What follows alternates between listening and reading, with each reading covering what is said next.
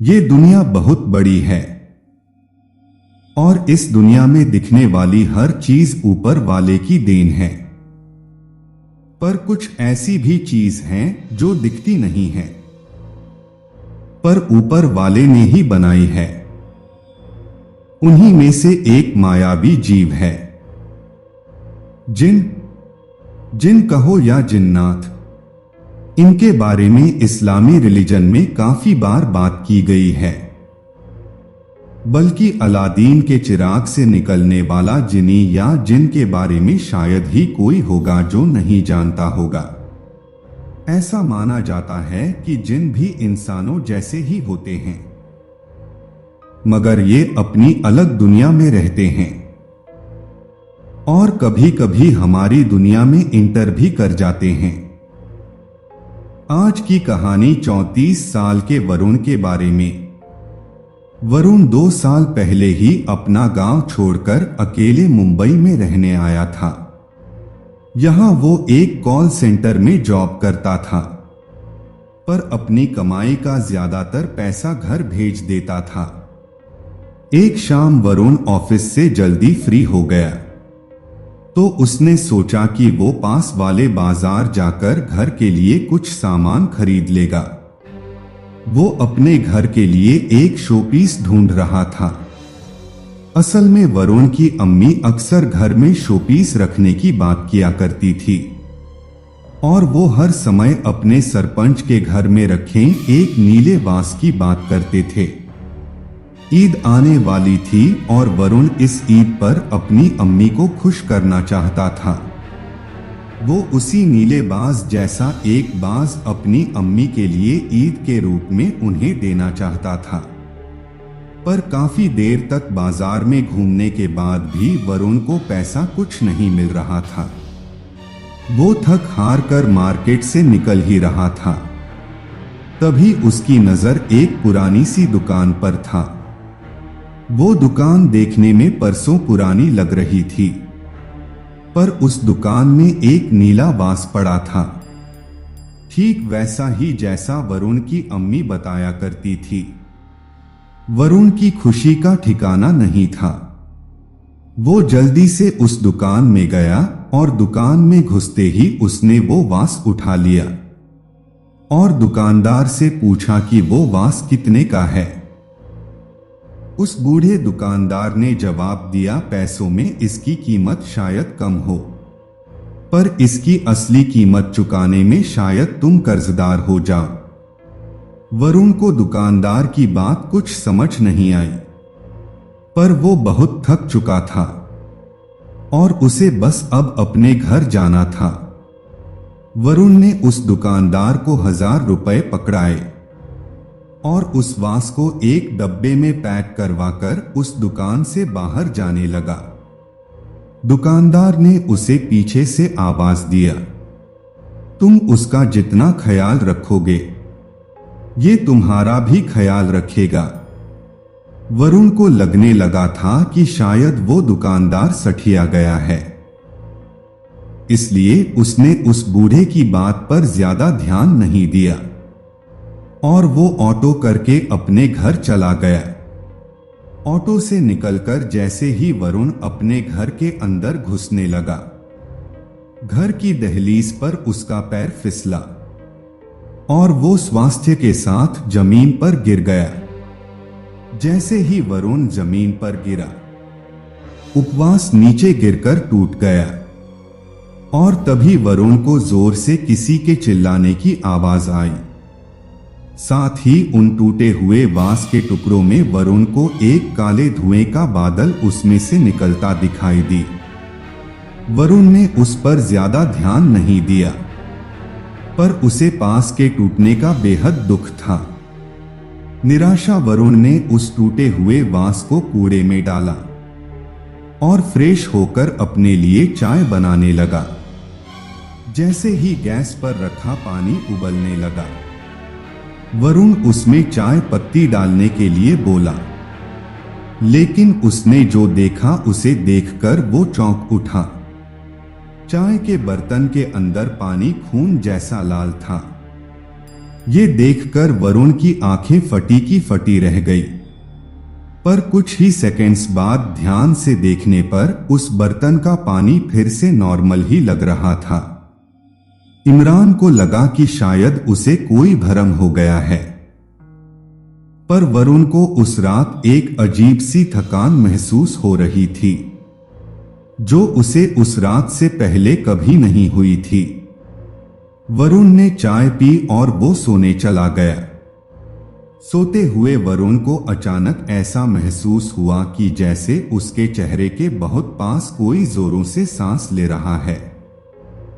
वरुण की आंखें खुली, उसके सामने एक अजीब सी काली परछाई थी, जो ठीक उसके मुंह के सामने हवा में तैर रही थी।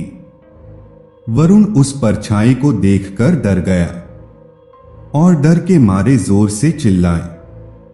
वरुण ने जैसे ही लाइट्स ऑन करी तो वो परछाई वहां से कहीं गायब हो गई और वरुण के अलावा उस कमरे में और कोई नहीं था। अगले दिन वरुण अपनी जाम पर निकला। अपनी डेली की कॉल्स करते हुए अचानक से वरुण का मोबाइल फोन बज उठा। ये बहुत ही अनयूजुअल था, क्योंकि अपना काम करते समय वरुण हमेशा ऑफिस का फोन यूज करता था और अपना पर्सनल मोबाइल फोन हमेशा ऑफ रखता था। वरुण ने अपना फोन उठाया और जैसे ही हेलो कहा, सामने से उसे गहरी सांस लेने की आवाज आने लगी और धीरे धीरे वो आवाज तेज होने लगी। वरुण को बहुत अजीब लगा और उसने फोन काट दिया। जब उसने इनकमिंग कॉल का नंबर चेक किया, पर वरुण के होश उड़ गए।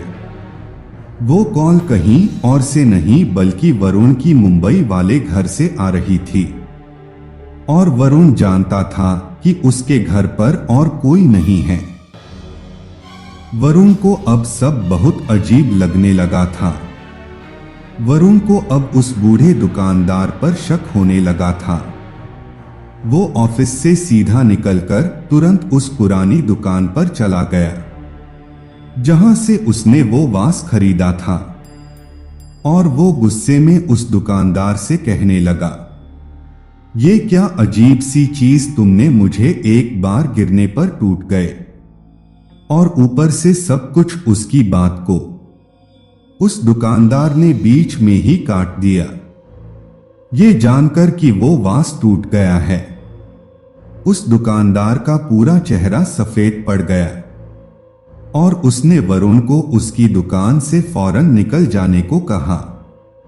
वो वरुण को धक्के मारकर शॉप से निकालने लगा और बार बार वो पूरा दुकानदार सिर्फ एक ही चीज दोहरा रहा था, यहां से चले जाओ तुम, वरना वो आ जाएगा।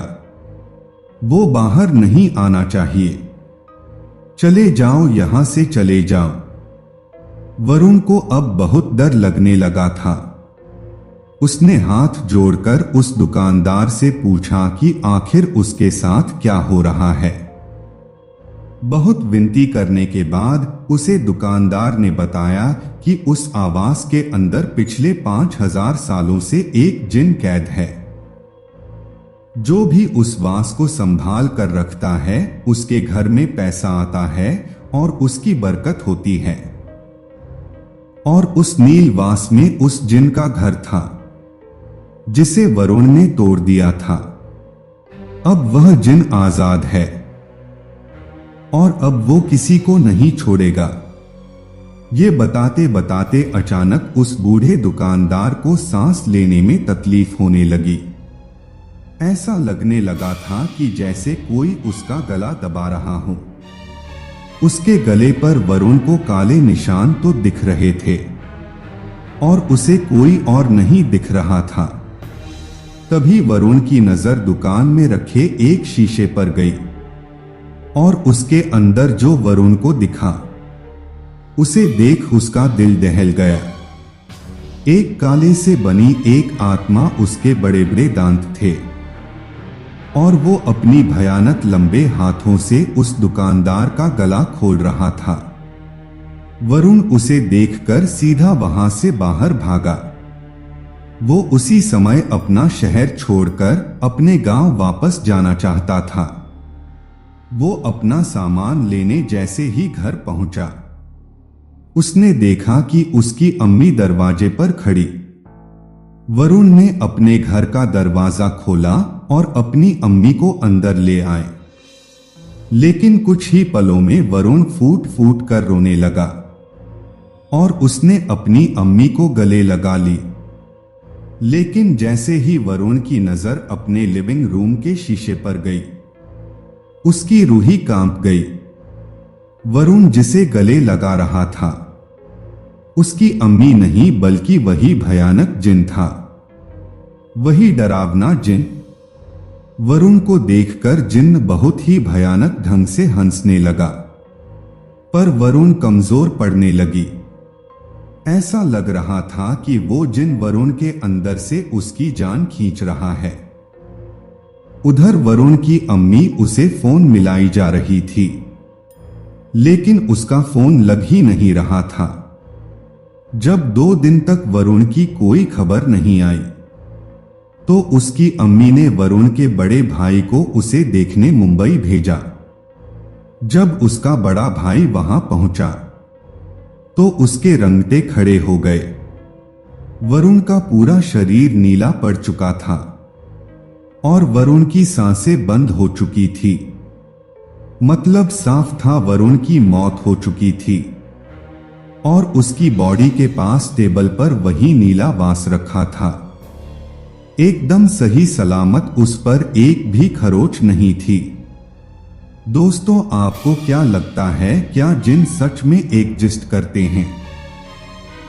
अगर आपने भी जिन्न से जुड़ी कोई कहानी सुनी है तो हमें कमेंट में जरूर बताइए। और हाँ, अगर ये कहानी अच्छी लगी तो हमारे चैनल को सब्सक्राइब कर दीजिए।